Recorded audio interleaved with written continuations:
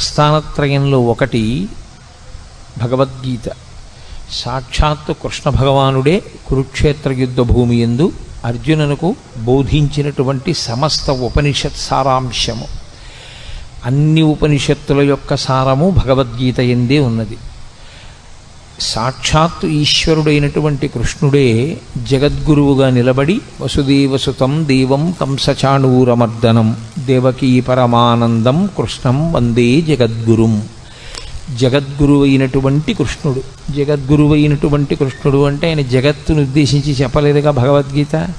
మరి జగద్గురువు అని ఎందుకు కీర్తింపబడ్డాడు అంటే ఒక దేశము ఒక కాలమునకు కట్టుబడేది కాకుండా ఆయన చేసినటువంటి బోధ ఏదైతే ఉందో అది యుగములు దాటిపోయినా సరే తరించాలనుకునే వాళ్ళందరూ ఎక్కవలసినటువంటి సోపానములన్నింటినీ కృష్ణ పరమాత్మ గురువుగా కూర్చుని ఆ రోజు చేసినటువంటి బోధ అర్జునుణ్ణి మిషగా పెట్టుకుని చెప్పినప్పటికీ అది జగత్తులో ఉన్న ఎవ్వరికి ఏ ప్రాంతంలో ఉన్నవారైనా ఏ కాలమునందున్నవారైనా అన్వయించుకుని దాన్ని ఆదర్శంగా ఆచరణాత్మకంగా స్వీకరించిన వారందరూ భగవద్గీత వలన మోక్షప్రాప్తిని పొందగలరు కనుక ఆయన జగద్గురువుగా నిలబడ్డారు.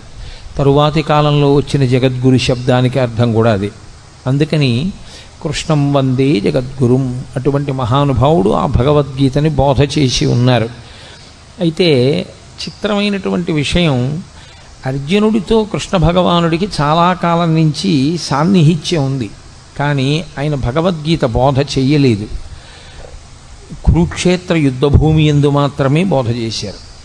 అసలు విచిత్రం ఏమిటంటే సనాతన ధర్మంలో అత్యంత ప్రముఖమైనటువంటివి ఏ ఉన్నాయో అవన్నీ కూడా కేవలం ఒక్క వ్యక్తికి మాత్రమే చెప్పబడ్డాయి. అనేక మందిని కూర్చోపెట్టి చెప్పినవి కావు. ఏవేవి చాలా గొప్పవని మనం అనుకుంటామో అవన్నీ ఒక్కరికే చెప్పారు. శ్రీరామాయణంలో సంక్షేప రామాయణాన్ని నారద మహర్షి వాల్మీకి ఒక్కరికే చెప్పారు. అలాగే ఆదిత్య హృదయాన్ని అగస్త్య మహర్షి రామచంద్రమూర్తికి ఒక్కరికే యుద్ధభూమిలో చెప్పారు. భాగవతాన్ని పరీక్షిత్తుకి ఒక్కడికే శుకబ్రహ్మ చెప్పారు. భగవద్గీతని కురుక్షేత్ర సంగ్రామ భూమి యందు అర్జునుడికి ఒక్కడికే కృష్ణ పరమాత్మ బోధ చేశారు. అది సరి అయినటువంటి సమయం ఆసన్నమైంది అనుకునేంత వరకు ఆయన బోధ చేయలేదు. ఇప్పుడు అర్జునుడు వినడానికి తగిన సమయాన్ని పొంది ఉన్నాడు అని ఆయన అనుకున్నప్పుడు మాత్రమే ఆ బోధ చేశారు. ఆ చేయబడినటువంటి బోధ ఏదో కాకతాళీయంగా 4 మాటలు చెప్పినట్లుగా ఉండదు. అసలు భగవద్గీత యొక్క ఆవిర్భావమే అంత గంభీరంగా ఉంటుంది. అసలు దాని ప్రారంభమే ఒక యోగంతో, అర్జున విషాద యోగంతో ప్రారంభమైంది. అటువంటి భగవద్గీతని గురించి పెద్దలు ఒక్క శ్లోకంలో దాని యొక్క గొప్పతనాన్నంతటినీ చెప్తారు. సర్వోపనిషదో గావః దోగ్ధా గోపాలనందన పార్థో వత్సః సుధీర్భోక్త దుగ్ధం గీతామృతం మహత్ అంటారు. అది సర్వోపనిషదో గావు. ఆవులు ఉపనిషత్తులు. ఉపనిషత్తులు ఆవులైతే ఉపనిషత్తులు ఉండేది వేదముల యొక్క చివర ఉంటాయి. వాటికి ఆ పేరు రావడం వెనకాతలే ఒక రహస్యం ఉంది. అసలు దాని పేరే ఉపనిషత్. ఉపనిషద్ అన్న మాటకి 2 అర్థాలు. ఒకటి, ఉపనయనం అయిన తర్వాత గాయత్రీ మంత్రం చెయ్యడానికి కావలసిన అధికారము సిద్ధించిన తరువాత గురువుగారికి దగ్గరగా కూర్చుని బ్రహ్మజ్ఞానమును పొందేటటువంటి అవకాశాన్ని బ్రహ్మచారి పొందితే ఉపనిషద్. పక్కన కూర్చున్నాడు, పక్కన కూర్చుని ఉప శబ్దము చేత దగ్గరగా కూర్చుని గురువుగారి దగ్గర వినడానికి కావలసిన యోగ్యతని పొందడం ఉపనిషదే. షద్ జీర్ణం అవడం కానిది, జీర్ణము కానిది లోకంలో బ్రహ్మం ఒక్కటే. జీర్ణము కానటువంటి బ్రహ్మమునకు దగ్గరగా గురువుగారు తన యొక్క బోధ చేత తీసుకుని వెళ్ళడం కూడా ఉపనిషద్. అందుకే ఉపనిషత్తులన్నీ కూడా గురు శిష్య సంవాదంగా ఉంటాయి తప్ప అవి అనేక మందికి చేసిన బోధలు కావు. యోగ్యుడైనటువంటి శిష్యుడు మాత్రమే గురువుగారి దగ్గర నేర్చుకుంటాడు. ఆ యోగ్యత శిష్యుడు పొందాడు అని నిర్ధారించవలసింది లోకంలో ఇంకెవ్వరూ కాదు. అది ఒక్క గురువుకు మాత్రమే ఉన్న అధికారం. ఇతను ఈ స్థితిని పొంది ఉన్నాడు, ఇప్పుడు నేను బోధ చెయ్యవచ్చు అని గురువు ఎప్పుడు నమ్ముతాడో అప్పుడు మాత్రమే ఉపనిషత్ సారాంశమును బోధ చేస్తారు, లేదా అసలు ఉపనిషత్తుని బోధ చేస్తారు. అటువంటిది సమస్త ఉపనిషత్తుల సారమైనటువంటి భగవద్గీతని బోధ చేయడానికి ఏదో యోగ్యతని చూడవలసి ఉంటుంది కృష్ణ పరమాత్మ. అంతేకాని ఏ యోగ్యతలు లేకుండా ఇక్కడ ఏదో అడిగాడు ఇక్కడ చెప్పేస్తే బాగుంటుందని చెప్పింది కాదు యుద్ధభూమిలో. అందుకే అది ఇంకొకరికి వినపడదు కూడా, ఒక్క అర్జునుడికే వినపడుతుంది. అది సర్వోపనిషదో గావో. ఆ ఆవులు ఉపనిషత్తులన్నీ ఆవులుగా వచ్చి నిలబడితే దోగ్ధ గోపాల నందన. నందన అన్న శబ్దం కొడుక్కి వేస్తారు సాధారణంగా, కొడుక్కి వేసే శబ్దం నందన. యశోదానందన, దేవకీనందన, అలా ఎవరికి నందనుడైతే వారికి ఆయన నందనుడు అంటే ఆనందమునిచ్చువాడు. గోపాలనందన అంటే తండ్రి శబ్దము చేత చెప్పబడినవాడు కాడు, గోపాలురందరికీ ఆనందమునిచ్చేవాడు. ఎవరా గోపాలురు అంటే ఆయన జన్మించినప్పుడు అంత సౌలభ్యంతో వచ్చింది కృష్ణావతారం. పుట్టినప్పుడు మాత్రం ఏదో ఎవ్వరికీ అందుబాటులో లేనటువంటి స్థితిలో జన్మించినవాడు కాడు. అందరికీ అందుబాటులో ఉండడానికి ఎంతగా ఆచారనిష్ట తెలియని వాళ్ళు ఉంటారో అటువంటి వారి మధ్య పుట్టాడు. తలకడిగితే మొలకడగరు, మొలకడిగితే తలకడగరు, అంత ఆచారం తెలియనటువంటి గోపాల బాలుర మధ్య జన్మించాడు. అందుకే ఏ పాములిరుగక ఏ పారుమేటికి పశుల కాపరి ఇంట పాము కలిగి, ఏ కర్మయును లేక వెలయునొక్కడికిని జాతకర్మంబులు సంభవించే, ఏ తల్లి చనుబాలు ఎన్నడెరుగని ప్రోఢ తల్లి యశోదచనుల పాలు త్రవనిరిగి, ఏ హాని వృద్ధుల నిరుగని బ్రహ్మంబు పొదివిటిలో వృద్ధి పొందనుంది, ఏ చదువులనైన ఇట్టిట్టిదనరాని అర్థం అవయవములయందు అందముంది అని ఆ కృష్ణ పరమాత్మ యొక్క జన్మ విశేషం గురించి భాగవతంలో పోతన గారు అంటారు. అందరికీ అందుబాటులో ఉండేటటువంటి గోపాల బాలుడిగా గోపాల బాలుర మధ్య జన్మించాడు. వాళ్లతో కలిసి ఆడుకున్నాడు, వాళ్లతో కలిసి తిరిగాడు. నిజానికి ఆ వచ్చినటువంటి గోపాలురందరూ కూడా మహర్షులందరూ గోపాల బాలురుగా వచ్చారు. కాబట్టి దోగ్ధ గోపాలనందన, పాలు పిండేటటువంటి వాడు కృష్ణ పరమాత్మ. ఆ పాలు పిండడానికి దేంట్లోంచి ఆ పాలు వస్తాయో ఆ ఆవులు ఉపనిషత్తులు బ్రహ్మమును ప్రతిపాదన చేస్తాయి. ఉపనిషత్తుల యొక్క సారాంశమును చెప్పాలన్నా, ఉపనిషత్ చెప్పాలన్నా తాను ఒక స్థాయిని చేరుకున్నవాడైతే తప్ప చెప్పడానికి అర్హతని పొందడు. కృష్ణ పరమాత్మ జగదాచార్యుడు. అసలు ఆ మాటకొస్తే ప్రతిపాదింపబడవలసినటువంటి బ్రహ్మము ఏది ఉన్నదో అది తానే అయ్యున్నవాడు. బ్రహ్మమును ఎరుగుట చేత తాను బ్రహ్మమవుతాడు ఎవరైనా, బ్రహ్మవిద్ బ్రహ్మైవ భవతి అని. కానీ ఆయన బ్రహ్మవిద్ బ్రహ్మైవ భవతి కాడు, ఆయన స్వయముగా బ్రహ్మము, పరమేశ్వరుడు. అటువంటి కృష్ణుడే ఆచార్యుడయ్యాడు. గురువుకి బ్రహ్మమునకు తేడా చెప్పడం సనాతన ధర్మంలో ఉండదు. గురుర్బ్రహ్మ గురుర్విష్ణు గురుర్దేవో మహేశ్వర గురు సాక్షాత్ పరబ్రహ్మ తస్మై శ్రీ గురవై నమః. అటువంటి గురువయ్యాడు. కాబట్టి సర్వోపనిషదో గావో దోగ్ధ గోపాలనందన. ఏ శిష్యుడి యొక్క స్థాయిని బట్టి ఎలా మాట్లాడాలో ఎలా చెప్పాలో బాగా తెలుసున్నటువంటి కృష్ణ పరమాత్మ గురువుగా, ఆ పాలు ఉపనిషత్తుల యొక్క పాలు పిండేవాడిగా, అంటే సమస్త ఉపనిషత్తుల యొక్క సారమైన భగవద్గీతని బోధ చేసేటటువంటి వాడిగా ఆయన నిలబడ్డాడు. పార్థో వత్సః.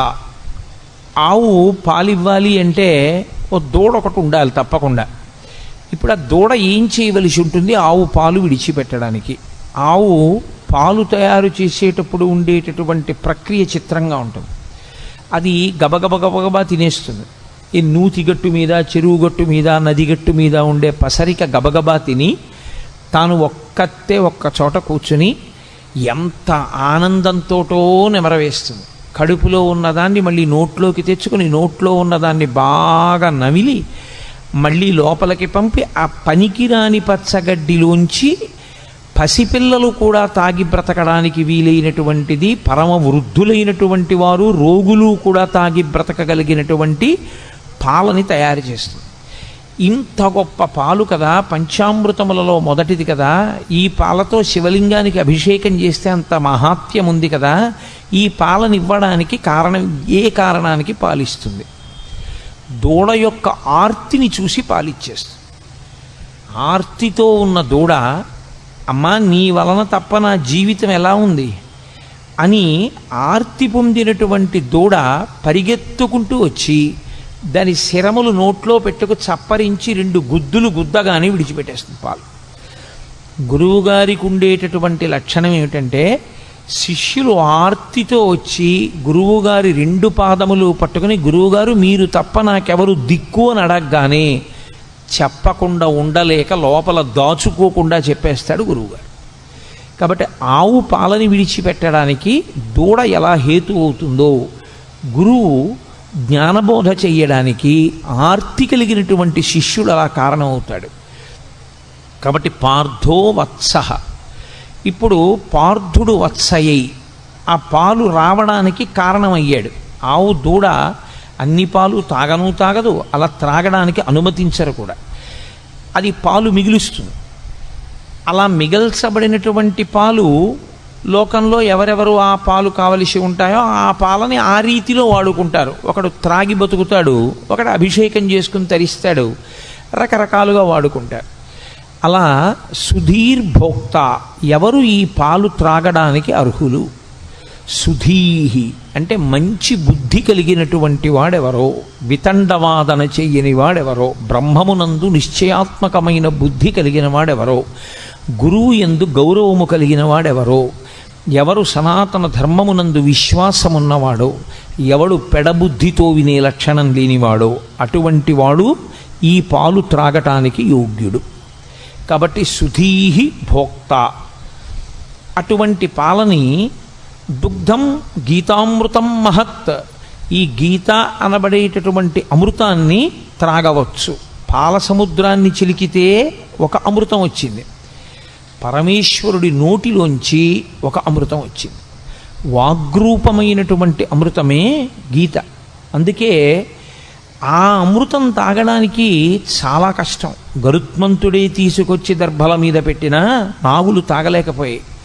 కానీ గీతామృతం తాగడానికి సాధారణంగా అందరూ ఏ అవయవంతో తాగుతారో ఆ అవయవంతో త్రాగక్కర్లేదు, చెవులు దొప్పలు చేసుకుని వినగలిగితే చాలు. ఆ విశ్వాసంతో, ఆ భక్తితో ఎవరు కూర్చుని వింటారో అటువంటి వారందరూ ఈ అమృతాన్ని తాగడానికి అర్హులే. ఈ అమృతాన్ని ఎవరు సేవిస్తారో వాళ్ళకొక లక్షణం ఉంటుంది. అమృతం తాగినవాడు ఇక మళ్ళీ పుట్టవలసిన అవసరం ఉండదు. కాబట్టి ఇదే చిట్టచివరిసారి శరీరాన్ని విడిచిపెట్టడం. కానీ త్రాగడం అంటూ జరిగినప్పుడు శరీరం ఉంటే కదా తాగాడు, శరీరం లేకుండా త్రాగడం అన్న మాట రాదు. కాబట్టి శరీరంతో ఉన్నాడు కాబట్టి తాగాడు, శరీరంతో ఉన్నాడు కాబట్టి అమృతం తాగాడు, శరీరంతో ఉండి తాగాడు కాబట్టి ఈసారి శరీరం పడవలసిందే. అది ప్రకృతికి సంబంధించిన నియమం. ఈసారి పడడం ఏదుందో అదే చిట్టచివరిసారి పడ్డం. ఇంకొకసారి పడవలసిన అవసరం ఎందుకుండదంటే ఇంకొకసారి పుట్టవలసిన అవసరం లేదు కనుక. అంటే జనన మరణ చక్రము నుండి తప్పుకోవడమే అమృతము. ఆ అమృతము నోటితో తాగుతారు, దానికి అధికారము సిద్ధిస్తే. కానీ అలా అధికారం సిద్ధించి త్రాగారు అన్నవాళ్ళు మనకి కనపడరు. కానీ గీతామృతం తాగడానికి మాత్రం ఎల్లరూ యోగ్యులే. దేని చేత యోగ్యత? సుధీహి భోక్త, మంచి బుద్ధి కలిగిన వాడైతే, అటువంటి మంచి నిర్ణయం చేసుకున్నవాడైతే, మనసు మంచిదయ్యుంటే, భగవంతుడి గురించి మనం తెలుసుకోవాలనేటటువంటి చిత్తమాలిన్యము లేకుండా కూర్చోగలిగిన వాడైతే అటువంటి వాడు ఈ అమృతమును త్రాగటానికి అర్హుడు. కాబట్టి భగవద్గీత వింటే ఏమొస్తుంది? భగవద్గీత వింటే కొడుకు ఉద్యోగం వస్తుంది, భగవద్గీత వింటే కూతురికి పెళ్ళవుతుంది అని ఫలశ్రుతులు చెప్పకూడదు. భగవద్గీత వింటే ఏమవుతుంది అంటే అది బ్రహ్మ విద్య కనుక మళ్ళీ పుట్టవలసినటువంటి అవసరాన్ని తీసేస్తుంది. ఇంకా ఇంతకన్నా గొప్పది మనుష్యుడు కోరవలసినది వేరొకటి ఉండదు. కాబట్టి అంత గొప్ప శక్తిని ఈ గీతామృతము ఇవ్వగలదు. అందుకే పెద్దలు గీత గురించి చెప్తూ ఒక మాట చెప్తారు. గీతతో సమానమైనవి అంటూ ఉంటే లోకంలో ఇంకొక 3 మాత్రమే ఉన్నాయి. అందుకే గంగా, గీత, గాయత్రి, గోవింద ఈ 4 చతుర్గకార సంయుక్తే పునర్జన్మ న విద్యతే. గీత, గంగాచ, గాయత్రి, గోవిందీతి హృది స్థితే. ఎవరు ఈ 4 గుండెల యందు బాగా ఊంచుకుని నిలబెట్టుకుంటారో, మొదటిది గంగ. గంగని ఇక్కడ పెట్టుకోవడానికి ఏం ఉండదు, గంగ యందు స్నానం చేయాలి. గంగ యందు స్నానం చేస్తే ఏమవుతుంది? గంగ యందు స్నానం చేస్తే పాపములు నశించిపోతాయి. పాపములు నశించిపోతే మళ్ళీ చేయడా? గంగలోంచి బయటకు వచ్చాక చెయ్యడని నమ్మకం ఏం లేదు. కానీ గంగలో స్నానం చేస్తే వచ్చేటటువంటి ఫలితము ఉత్తర జన్మల యందు కనపడుతుంది. కానీ గీత అనబడేటటువంటి గంగని త్రాగినవాడు ఇప్పుడే ఇక్కడే మోక్షానికి అధికారాన్ని పొందుతాడు. 2, అది పరమేశ్వరుని యొక్క శిరస్సుకి తగిలి కింద పడడం వల్ల అంత శక్తిని పొందింది. భవాంగపతితంతోయం పవిత్రమితి పస్పృశు అంటారు వాల్మీకి మహర్షి రామాయణంలో. గంగ హిమవంతుని పెద్ద కూతురిగా పరమేశ్వరుని యొక్క శరీరాన్ని తాకి హిమాలయ పర్వతాల మీద పడి తాను అనేక మార్గములలో ప్రవహించి త్రిపథగా అయింది కాబట్టి గంగకి శక్తి వచ్చింది. ఈ గంగ సాక్షాత్తుగా పరమేశ్వరుడి నోటిలోంచి ఆవిర్భవించింది. ఆవిర్భవించినటువంటి ఈ గంగ ఎప్పుడో ఏ జన్మలోనో ఫలితమిచ్చేది కాదు. ఈ జన్మలో ఇప్పుడే ఇక్కడే ఫలితమివ్వగలిగినది గీతామృతమనబడేటటువంటి గంగ. కాబట్టి నిజానికి గంగ కన్నా గీత ఒక పైమెట్టు మీదే నిలబడుతుంది. గీత, గంగాచ, గాయత్రి. గాయత్రి ఉపనయనము చేసుకోవడానికి అధికారమున్న వాళ్ళందరూ గాయత్రి మహామంత్రాన్ని చేస్తారు. గాయత్రి మహామంత్రం అంత గొప్ప మంత్రం ఇక లోకంలో లేదు. అది మంత్రములకన్నిటికీ తల్లి అని పేరు దానికి. అందులో అడిగేది ఒకటే, ప్రచోదయాత్, మా బుద్ధులు ప్రేరేపింపబడుగాక ప్రేరేపింపబడుగాక ప్రేరేపింపబడుగాక అని అడుగుతుంటారు త్రిసంధ్యల యందు. కాబట్టి ఆ గాయత్రి బుద్ధిని మరల్చి ఈశ్వరుని యందు పెట్టి తాను తరించేటటువంటి అవకాశాన్ని గాయత్రీ మాత ఇస్తుంది. గోవిందేతి, గోవిందుడు ఆ నామమే గొప్పది. ఎందుచేత అంటే భగవంతునికి మిగిలినటువంటి పేర్లు ఏ ఉన్నాయో అవన్నీ బిరుదునామాలుగా వచ్చాయి. గోవిందనామం ఒకరు బిరుదునామంగా ఇచ్చింది కాదు, పరమేశ్వరుడు కష్టపడి సంపాదించుకున్న నామం. 7 రాత్రులు 7 పగళ్ళు గోవర్ధనోద్ధరణాన్ని చేసి చిటికెన వీల మీద పర్వతాన్ని ఎత్తి పట్టుకుని అందరినీ కాపాడితే, ఆయన్ని నమ్మకుండా వెళ్ళిపోయిన వాళ్ళని కూడా ఆయన పిలిచి మరీ కాపాడాడు గోవిందనామంతో. అది గోవిందనామానికి ఉన్న గొప్పతనం. అంత సౌలభ్యంలో ఉన్న అవతారం. అందుకే గోవింద అంటే ఈశ్వరుడు ఉలిక్కి పడతాట.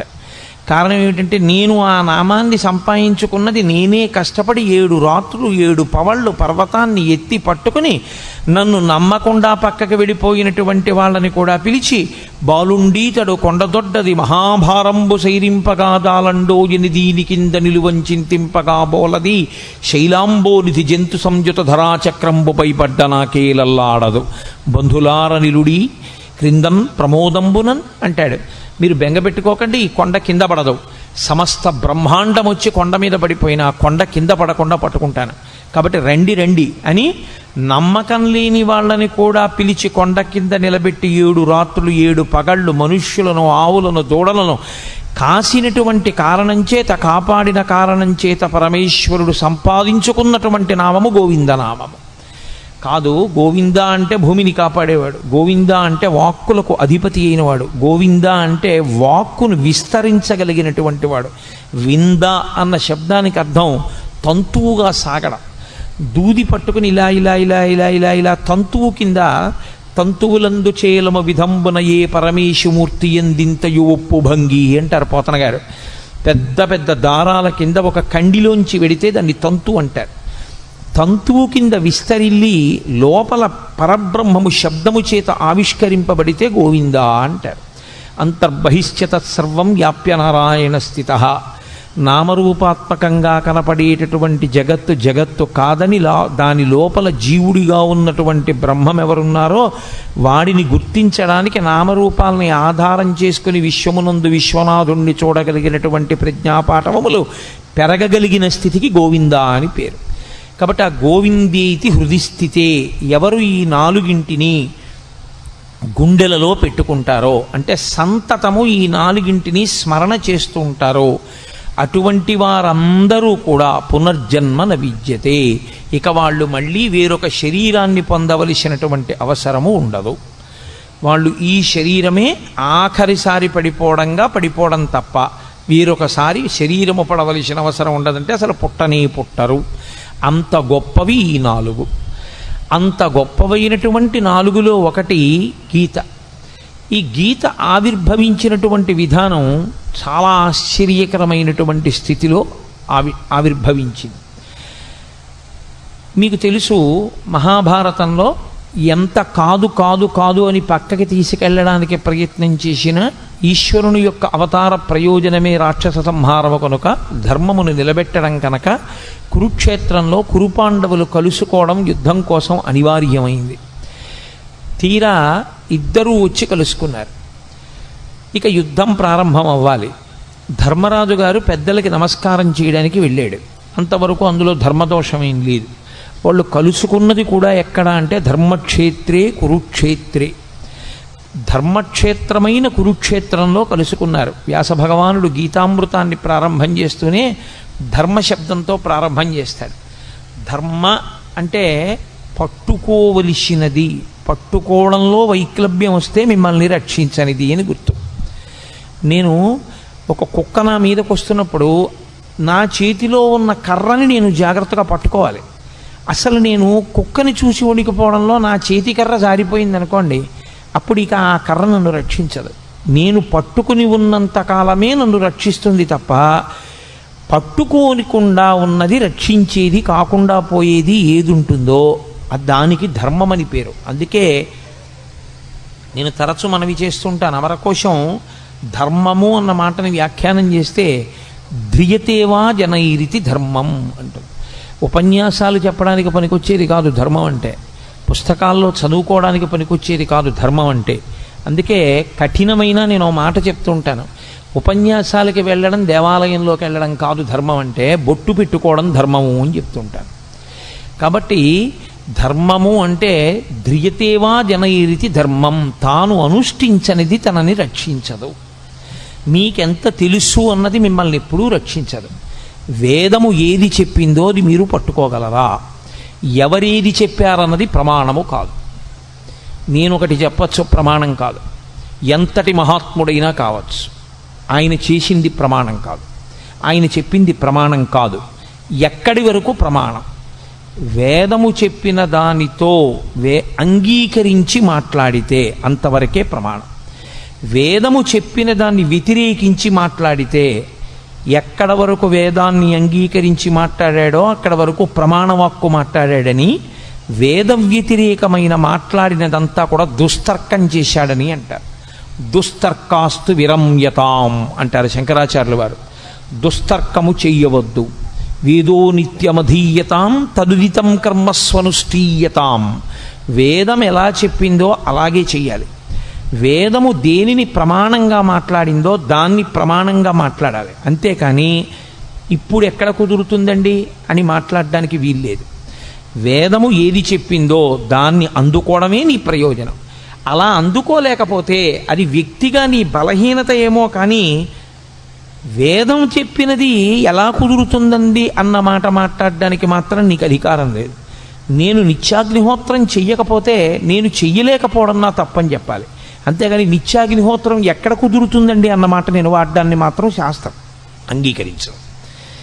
నీ తప్పు నువ్వు అంగీకరించాలి. అంతేగాని వేద ప్రమాణము యొక్క సాధ్యాసాధ్యములను విచారణ చేసే అధికారము నీకు లేదు.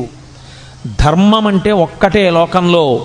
ధర్మమనగా ఎవరు చెప్పినది ధర్మము కాదు, వేదం ఏది చెప్పిందో అదొక్కటే ధర్మము. వ్యాస హృదయమంతా వ్యాసోచ్ఛిష్టం జగత్సర్వం. వ్యాసుడి యొక్క ఎంగిలి ఈ లోకంలో వచ్చిన వాంగ్మయం అంతా, వ్యాసుని యొక్క హృదయమంతా ధర్మమే. ధర్మం ధర్మం ధర్మం. దానికోసమే ఆయన 18 పురాణములను ఇచ్చాడు, 4 వేదములను విభాగం చేశాడు, బ్రహ్మసూత్రములను ఇచ్చాడు. ఇన్ని ఇవ్వడానికి కారణం ధర్మాన్ని పట్టుకోండి. ధర్మం ఒక్కటే మిమ్మల్ని రక్షిస్తుంది. ధర్మం ఒక్కటే మళ్ళీ పునర్జన్మ లేకుండా కూడా చెయ్యగలదు. ఎవడు ధర్మాన్ని పట్టుకోబోయి ధర్మం పట్టుకున్నాననుకుని అధర్మాన్ని పట్టుకుంటున్నాడో వాడికి ధర్మము యొక్క ఫలితము పొందలేడు. అది కుదిరేటటువంటి విషయం కాదు. పైకి తాను ధర్మం పట్టుకున్నానని అనుకుంటున్నాడు, కానీ తాను పట్టుకున్నది ధర్మము కాదు. స్వధర్మో నిధనం శ్రేయ పరధర్మో భయావహ. తనకి కాని ధర్మం పట్టుకున్నవాడు తాను తరించలేడు. కాబట్టి ధర్మమే ప్రాతిపదిక. అందుకే ప్రారంభమే మంగళవాచకంగా దీన్ని తీసుకున్నారు వ్యాసుల వారంటే ధర్మశబ్దాన్ని తీసుకున్నారు. ధర్మక్షేత్రే కురుక్షేత్రే, కురుక్షేత్రమైనటువంటి ధర్మక్షేత్రంలో ఆ కురుపాండవులు ఇద్దరూ కూడా కలుసుకున్నారు. ఇక యుద్ధం ప్రారంభం అవ్వాలి. ఎవరి ధర్మం వారిది. లోకంలో ధర్మరాజు గారు ఎదురుగుండా కనపడినటువంటి పెద్దవాడు, వంశకర్త, మహానుభావుడు భీష్ముడు. భీష్మ ద్రోణాది మహాపురుషులకు నమస్కారం చేయడం కోసమని ధర్మరాజు గారు వెళ్ళారు. అర్జునుడు ఇరుపక్షముల మధ్యలో నిలబెట్టబడినటువంటి రథంలో నిలబడి ఉన్నాడు. కృష్ణ భగవానుడు అన్నాడు, అర్జున చూడొక్కసారి ఇరుపక్షములలో మోహరించిన సైన్యాన్ని చూడు. ఎందుచేత అర్జునుడే ప్రధానంగా రాక్షస సంహారము అంటే రాక్షసులే కురువీరుల వైపు ఉన్నారు, లేదా కురువీరులుగా ఉన్నారు. ఇప్పుడు వాళ్ళని సంహరించాలి. అందుకే అతనికి అంత శస్త్రాస్త్ర సంపదనంతటిని ఇప్పించాడు కృష్ణ పరమాత్మ. చూడవయా, ఒక్కసారి వాళ్ళతో యుద్ధం చేయాలి నువ్వు. అడుగో భీష్ముడు, అడుగో ద్రోణుడు, అడుగో కృపుడు, అడుగో శల్యుడు, అడుగో అశ్వత్థామ, అడుగో దుర్యోధనుడు, వరుసగా అందరినీ చూపించాడు. నిలబడినవాడు నిలబడినట్టు వెంటనే అర్జునుడు ఒక మాట అన్నాడు. అందుకనది అర్జున విషాద యోగమైంది. నకాంక్షే విజయం కృష్ణ నచ రాజ్యం సుఖానిచ కిన్నో రాజ్యేన గోవింద కిం భోగైర్జీవితేనవా. ఈ శ్లోకాలు అర్థం చేసుకోవడంలో వచ్చినటువంటి వైక్లభ్యంతో అక్కర్లేని వ్యాఖ్యానాలు చేస్తున్న వాళ్ళు ఉన్నారు లోకంలో. ఆయనకి కూడని ధర్మాన్ని ఆయన మాట్లాడాడు. ఆయన అన్నాడు, నకాంక్షే విజయం కృష్ణ. ఏమొస్తుంది ఇప్పుడు వీళ్ళందరినీ చంపేస్తే? విజయం వస్తుంది. విజయం వస్తే ఏమొస్తుంది? రాజ్యం వస్తుంది. రాజ్యం వస్తే ఏమొస్తుంది? ధర్మరాజు గారు సింహాసనం మీద కూర్చుని పరిపాలన చేస్తాడు. కానీ ఏమైపోతుంది? నా గురువు మరణిస్తాడు, మా తాతగారు మరణిస్తారు, నా అన్నదమ్ములు మరణిస్తారు, నా బంధువులందరూ చచ్చిపోతారు. ఇంతమంది చచ్చిపోయినటువంటి నెత్తుటి కూడు మిగులుతుంది. ఇప్పుడు ఈ నెత్తుటి కూడుని నేను తినవలసి వస్తుంది. మీరు చాలా జాగ్రత్తగా పట్టుకోవలసి ఉంటుంది భగవద్గీత ఆవిర్భావాన్ని. ఆయన వైరాగ్యమును పొందుతున్నాడు. చిచ్చి ఇవన్నీ ఏమిటంటున్నాడు. ఆయన ధర్మాన్ని మాట్లాడుతున్నాడు. వీళ్ళందరినీ చంపడం ఎందుకని? కానీ ఆ ధర్మంలో వైక్లభ్యం ఉంది, అది దిద్దాలి ఇప్పుడు కృష్ణ పరమాత్మ. వీళ్ళందరినీ చంపడం ఏమిటి? వీళ్ళందరినీ చంపేస్తే ఏమొస్తుంది? నాకేం మిగలదు. అందరినీ చంపేసిన వాడు అర్జునుడు అన్న పేరు వస్తుంది. ఇంతమందిని చంపేసి నేను రాజ్య పరిపాలన మొదలు పెడితే నిన్నటి వరకు నా కంటి ముందు ఉన్నటువంటి తాతలు, తండ్రులు, గురువులు, బంధువులు, స్నేహితులు ఇంతమంది మరణించిన తరువాత నేనొక్కడిని మిగిలితే నేను పొందేటటువంటి సంతోషం ఏమిటి? కాబట్టి నాకొద్దు ఈ ఈ యుద్ధము వద్దు, ఈ విజయము వద్దు, ఈ రాజ్యము వద్దు. ఇప్పుడు ఆయన ఎంత భయవిహ్వలుడైపోయాడంటే అంతటి మహావీరుడైనటువంటి అర్జునుడి చేతులు వణికిపోయాయి. వణికిపోవడంలో ఆయన చేతిలో ఉన్నటువంటి గాంధీవం జారి కింద పడిపోయాడు.